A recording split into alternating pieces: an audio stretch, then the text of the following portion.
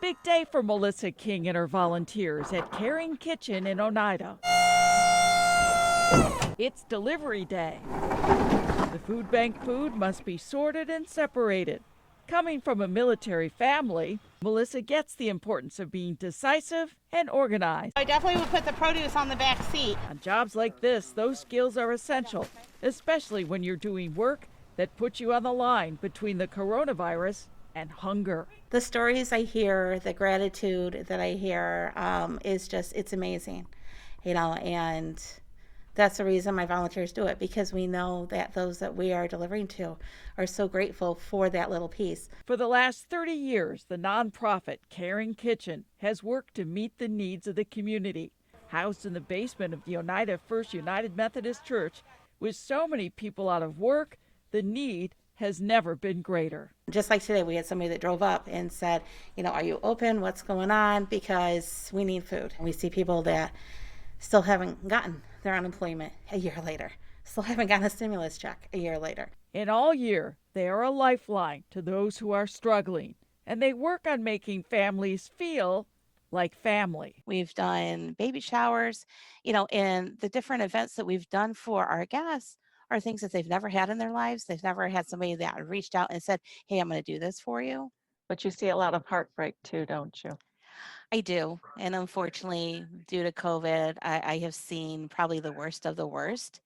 That part is hard.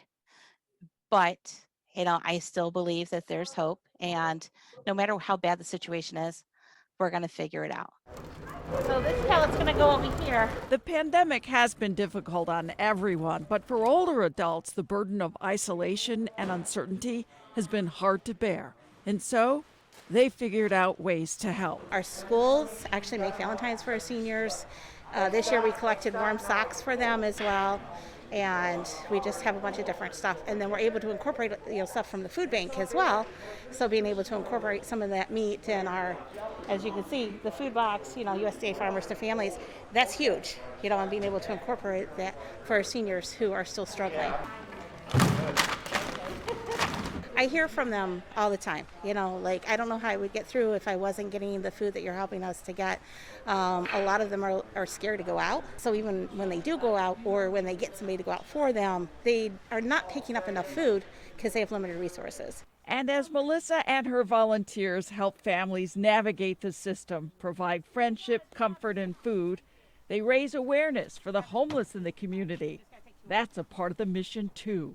Madison County doesn't have a shelter. We don't. We do not have a homeless shelter.